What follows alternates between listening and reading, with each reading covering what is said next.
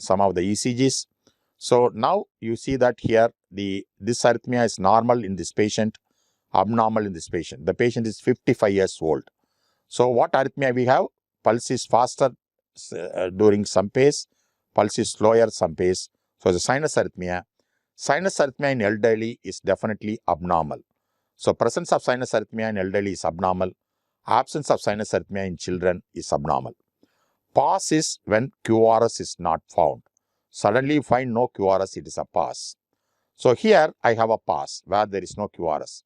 I am asking you whether it's a sinus pause or AV block.